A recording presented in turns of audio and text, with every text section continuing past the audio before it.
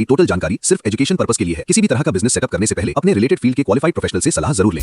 दोस्तों, आप food processing industry में अगर बड़ा मैन्युफैक्चरिंग बिजनेस शुरू करना चाहते हो तो मैदा प्लांट आपके लिए एक स्ट्रॉन्ग अपॉर्चुनिटी हो सकता है, क्योंकि भारत में हर दिन करोड़ों लोग जो है रोटी, ब्रेड, बिस्किट और नमकीन खाते हैं और इनका सबका बेस क्या होता है? मैदा, आटा और सूजी होता है। तो आपको बता दूं कि इस प्लांट में सिर्फ एक प्रोडक्ट नहीं बल्कि 4 प्रोडक्ट जो है आप बना सकते हो। सबसे पहले आटा बना सकते हो, मैदा बना सकते हो, सूजी बना सकते हो और चोकर, जिसको ब्रांड भी बोलते हैं।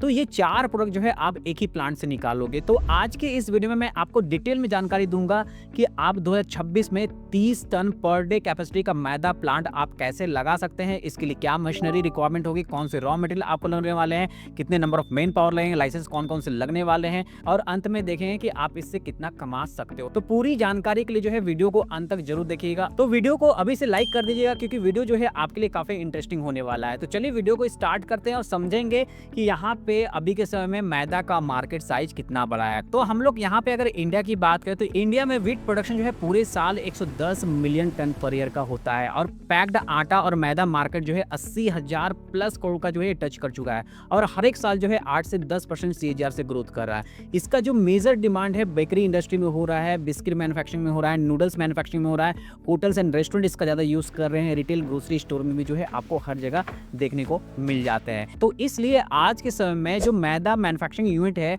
लॉन्ग टर्म और स्टेबल इंडस्ट्री मानी जाती है। तो चलो यहाँ पे सबसे पहले मैं आपको प्रोडक्शन कैपेसिटी क्लियर कर देता हूँ। देखो यहाँ पे जो हम लोग बात करने वाले हैं कि आपका पूरा प्लांट जो है 30 टन पर डे कैपेसिटी का रहेगा। कितना रहेगा? 30 टन पर डे कैपेसिटी का रहेगा और इसमें जो है आपका आटा भी रहेगा, मैदा भी रहेगा, सूजी भी रहेगा और चोकर भी रहेगा, जिसको ब्रेड बोलते हैं। तो वो आटा जो है 1800 मेट्रिक टन हम लोग यहाँ पे निकालेंगे और मैदा जो है 4500 मेट्रिक टन निकालेंगे और सूजी जो है 1080 मेट्रिक टन निकालेंगे और यहाँ लास्ट में जो आपका चोकर बचेगा वो 1620 मेट्रिक टन बचेगा। यानी टोटल जो प्रोडक्शन है आपका पर ईयर का यहाँ पे कितना हो रहा है?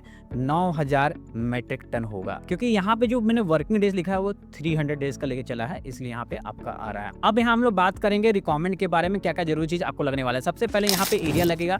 एरिया जो है आपको 10,000 स्क्वायर फीट तक आपको लग सकता है। कवर्ड एरिया जो है आपका 4000 से लेकर 5000 स्क्वायर फीट रहेगा। पावर की बात करें तो पावर यहाँ पे 250 HP से लेकर 300 HP रिक्वायरमेंट रहेगी और वाटर डेली कंजप्शन जो है 3000 से लेकर 5000 लीटर पर डे होगा।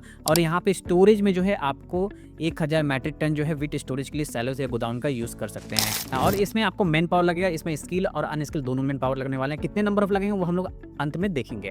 तो चलो अब यहाँ बात करते हैं रॉ मटेरियल के बारे में। देखो यहाँ पे हम लोग क्या कर रहे हैं कि हम लोग मैदा बना रहे हैं, तो मैदा के लिए यहाँ पे जो है व्हीट आपका मेजर रॉ मटेरियल, इस बात का याद रखिएगा। व्हीट जो है आपका मेजर रॉ मटेरियल है और अभी के समय में इसका प्राइस की बात करें तो वो हर एक लोकेशन का अलग अलग प्राइस चल रहा है। अगर हम लोग MP राजस्थान में अगर व्हीट की प्राइस बात करें तो इतना के आसपास चल रहा है, 26 से 30 रुपये पर केजी चल रहा होगा शायद। और पंजाब की बात करें तो यहाँ पे इतना के अमाउंट का चल रहा हो सकता है कि आपके एरिया में 24 रुपये ही हो सकता है कि आपके यहाँ पे 18 रुपये, 20 रुपये, 21 रुपये, 22 रुपये भी हो सकता है। ये रॉ मटेरियल का प्राइस वेरी करता है, डिपेंड करता है कि आप किस लोकेशन में इस बिजनेस को शुरू करना चाहते हैं। अब हम लोग देखेंगे कि आप जो है रॉ मटेरियल कहाँ सोर्स कर सकते हैं। देखो यहाँ पे सबसे अच्छा है मंडी। APMC जो मंडी है आप वहाँ से डायरेक्टली जो है प्रोक्योर कर सकते हो, लोकल फार्मर से प्रोक्योर कर सकते हो। FCI के बहुत सारे ऑप्शन थे, आप वहाँ से ले सकते हो। इसके अलावा बहुत सारे ग्रेन के ट्रेडर रहते हैं, आप वहाँ से भी जो है रॉ मटेरियल सोर्स कर सकते हो। इसके बाद जो है हम लोग देखेंगे क्या क्या जरूरी लाइसेंस जो है आपको इस प्लांट को चलाने के लिए लगेंगे। सबसे पहले आपको कंपनी बनाना पड़ेगा, प्रोप्राइटरशिप पे इनिशियली आप आगे बढ़ सकते हो। अगर प्राइवेट लिमिटेड है तो प्राइवेट लिमिटेड के माध्यम से भी बढ़ सकते हो। प्राइवेट लिमिटेड में आपको फायदा मिल जाता है, स्टार्टअप इंडिया के अंदर रजिस्टर्ड हो जाओगे, वहाँ पे जो है आप डायरेक्टली लोन के लिए अप्लाई कर सकते हो स्टार्टअप इंडिया के अंतर्गत। इसके बाद जो है आपको ट्रेडमार्क रजिस्ट्रेशन लेना पड़ेगा और आपको फसाई लाइसेंस आपको लेना पड़ेगा, GST रजिस्ट्रेशन लेना पड़ेगा, MSME रजिस्ट्रेशन लेना पड़ेगा, आपको यहाँ पे लेबर लाइसेंस भी लेना पड़ेगा, पॉल्यूशन NOC भी आपको लेना पड़ेगा, फैक्ट्री लाइसेंस भी आपको लेना पड़ेगा, ट्रेड लाइसेंस आपको अपने लोकल म्यूनसिपलिटी एरिया से लेना पड़ेगा, फायर सेफ्टी NOC की आपको यहाँ पे जरूरत पड़ेगी और यहाँ BIS या AG मार्क जो है आपको यहाँ पे लेना पड़ेगा। इस बात का ध्यान रखना। और ये सारे जो मैंने लीगल लाइसेंस बताए ये आपको लेने अनिवार्य इस प्लांट को चलाने के लिए। और यहाँ पे GST की बात करूँ तो पैक्ड फूड पे 5% का GST रेट चल रहा है, तो आपको 5% ही लगेगा क्योंकि आप अपने ब्रांड से आप यहाँ पे पैक करोगे। अब नेक्स्ट बात करेंगे मशीनरी के बारे में, कौन-कौन से ज़रूरी मशीन यहाँ पे आपको लगने वाला है। देखो अगर आप यहाँ पे मैदा बनाओगे तो सबसे पहले आपको व्हीट क्लीनिंग मशीन आपको लेना पड़ेगा, डी-स्टोनर आपको लेना पड़ेगा। देखिए यहाँ पे अलग-अलग मैंने प्राइस भी लिख दिया है, ये प्राइस डिफ़र कर सकते हैं, आप पे डिपेंड करेगा कि आप किस डीलर से परचेज़ करोगे, बट मैंने एक एवरेज प्राइस लिखा है। तो रोलर फ्लोर मिल आपको लगेगा, प्लेन शिफ्टर लगेगा, प्यूरीफायर लगेगा, ब्रेन फिनिशर लगेगा, बकेट एलिवेटर लगेगा, न्यूमेटिक सिस्टम लगेगा, पैकेजिंग मशीन आपको लेना पड़ेगा, इलेक्ट्रिक पैनल मोटर्स जो है आपको यहाँ पे अलग से लगेंगे। तो टोटल मशीनरी की कॉस्ट बात करें तो अप्रॉक्सिमेट जो है 65 से 70 लाख के आसपास में जाने वाला है। मशीनरी का कॉस्ट टोटली डिपेंड करेगा कैपेसिटी पे और ऑटोमेशन लेवल पे, तो याद रखना कि ये आपका वेरी कर सकता है। तो चलो अब हम लोग नेक्स्ट बात करेंगे कि टोटल इन्वेस्टमेंट कितना लगने वाला है इस प्लांट को सेटअप करने के लिए। तो अगर हम लोग यहाँ पे बात करें इन्वेस्टमेंट की, सबसे पहले यहाँ पर जो इन्वेस्टमेंट है आपका लैंड एरिया में जाएगा। लैंड एरिया में अगर आप लीज पे लेते हो लंबे समय के लिए तो आपको 10 लाख तक का डिपॉजिट देना पड़ सकता है। ये आपका वेरी कर सकता है, 20 लाख भी हो सकता है, 5 लाख भी हो सकता है, और अगर खुद की परचेस करोगे तो हो सकता है कि आप कम दाम में ज़्यादा ज़मीन परचेस कर लो, है ना। बिल्डिंग कंस्ट्रक्शन में जो है आपको लमसम 30 लाख का लमसम खर्चा जा सकता है। मशीनरी में जो है मैंने आपको बताया वही अप्रॉक्सीमेट रेट मैंने लिख दिया है। इलेक्ट्रिकल इंस्टॉलेशन में जो है आपका इतना लगेगा कि कोई खुद का सेपरेट ट्रांसफार्मर सेटअप करोगे उसके लिए सिक्योरिटी डिपॉजिट जाएगी आपके इलेक्ट्रिक डिपार्टमेंट में। फर्नीचर ऑफिस का जो है लेने में आपका अप्रॉक्सीमेट इतना जाएगा। प्री ऑपरेटिव एक्सपेंसेस जो है इतना जाने वाला, वर्किंग कैपिटल जो है आपके पास में इतना लगने वाला। यानी टोटल जो इन्वेस्टमेंट है ये आपका मैंने एक अप्रॉक्सीमेट लिखा है 1.45 CR का जा सकता है ना। ये आपका वेरी करेगा, मैंने टोटल बता दिया है कि डिपेंड करेगा मशीन के प्राइस पे और आपके रॉ मटेरियल सोर्सिंग पे भी। देखो यहाँ पे PMFME स्कीम है जिसके अंतर्गत जो है आपको एक अच्छा फूड प्रोसेसिंग इंडस्ट्री सेटअप करने के लिए लोन दिया जाता है। यहाँ पे जो है आपको 35% का सब्सिडी दिया जाता है। याद रखना सब्सिडी जो है मैक्सिमम 10 लाख होगा। जो भी अमाउंट आप लोन लोगे उसमें आपका 10 लाख ही माइनस होगा। जैसे एक एग्जांपल लेके मैंने यहाँ पे समझाया, समझ लेना, ठीक है। जैसे 80 लाख का लोन है, 10% आपका इंटरेस्ट रेट रहेगा, टेन्योर जो है 7 साल का दिया जाएगा, तो EMI जो है अप्रोक्सीमेट इतना जा सकता है, ठीक है। अब यहाँ पे देखेंगे कितने नंबर ऑफ मैन पावर आपको लगने वाले हैं। यहाँ पे टोटल जो है 15 से 20 मैन पावर लगे, जिसमें आपका प्लांट मैनेजर हो सकता है, मिलर हो सकता है, इलेक्ट्रीशियन होगा, मशीन ऑपरेटर 3 रखने पड़ेंगे, लेबर 10 रखने पड़ेंगे, अकाउंटेंट होगा, हेल्पर होगा, क्लीनर होगा, सिक्योरिटी गार्ड होगा। तो ये सारे कितनी सैलरी होगी मैंने सैलरी भी मेंशन कर दिया है। सैलरी आपका जो है पर मंथ में इतना आपका लमसम जा सकता है। तो अब यहाँ नेक्स्ट बात करेंगे प्रोडक्शन कॉस्ट के बारे में। आप अपने जो प्लांट है उसमें आप क्या कर रहे हो, आटा बना रहे हो, मैदा बना रहे हो, सूजी बना रहे हो और चोकर आपका रहेगा।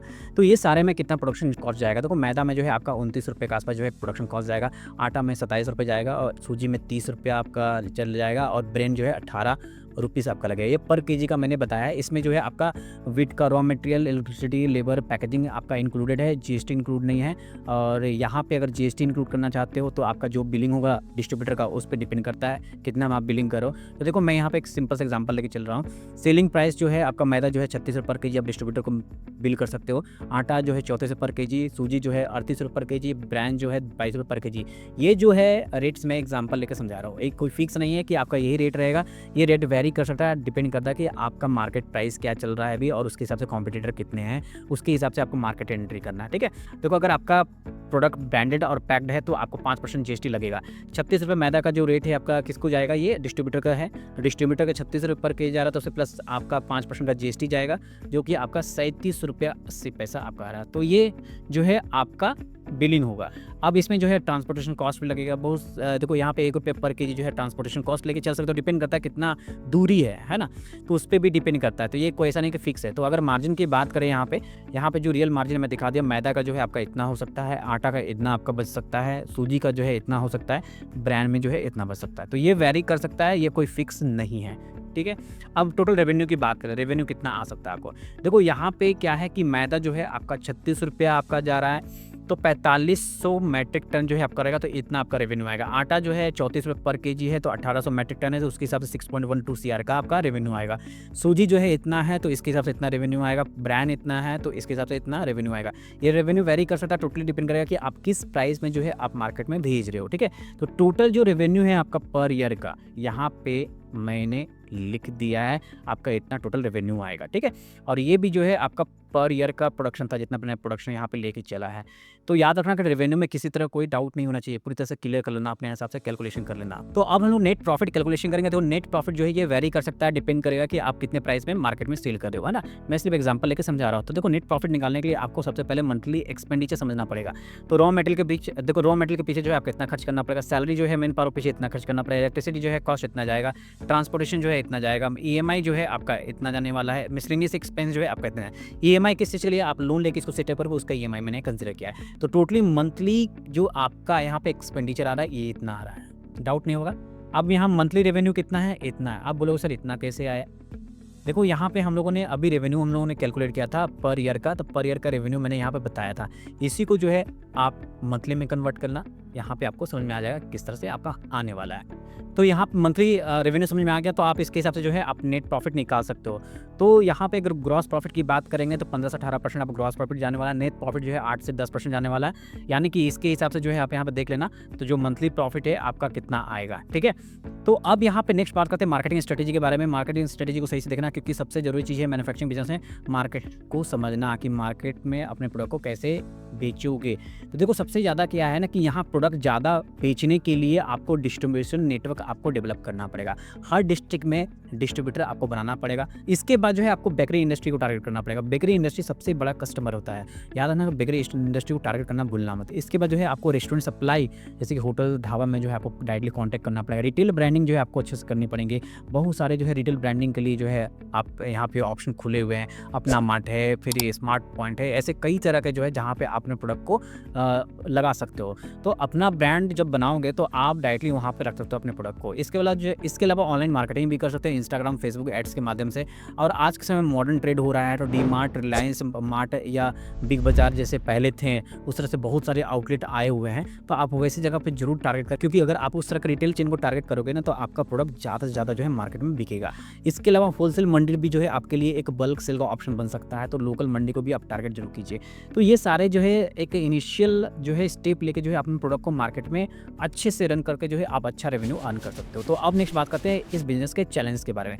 देखो सबसे बड़ा जो चैलेंज है यहाँ पे वीट प्राइस का फ्लक्चुएशन। इसका प्राइस बहुत तेजी से फ्लक्चुएट करता है, पावर कंजप्शन भी ज़्यादा होता है, कंपटीशन भी है, वर्किंग कैपिटल यहाँ ज़्यादा रिक्वायरमेंट होती है, क्वालिटी कंसिस्टेंसी जो है यहाँ पे आपको बनाए रखना रहता है। तो जिसके कारण जो है आपको इस बिजनेस में दिक्कत आ सकती है, बट अगर आपकी सही रणनीति रही तो आप इस बिजनेस के सारे चैलेंज को ओवरकम कर सकते हो। तो अंत में मैं आपको ये बोलना चाहता हूँ कि अगर आप सही प्लानिंग के साथ मैदा प्लांट शुरू करते हो तो ये बिजनेस आपको हर साल जो है एक अच्छा ग्रोथ दे सकता है, और सही मार्केटिंग और गवर्नमेंट स्कीम का फायदा उठाकर आप अपना एक सक्सेसफुल ब्रांड बना सकते हो। तो अभी से आप तैयार हो जाइए, क्योंकि आटा, मैदा, सूजी और ब्रांड से आपकी जिंदगी बन सकती है एक सक्सेसफुल। तो वीडियो अच्छा लगा, वीडियो को लाइक कीजिए, चैनल को सब्सक्राइब करिए, लोगों तक शेयर कीजिए, ताकि बहुत लोगों को जानकारी हो। बस आज के लिए इतना ही रखते हैं इस वीडियो में। धन्यवाद, जय हिंद।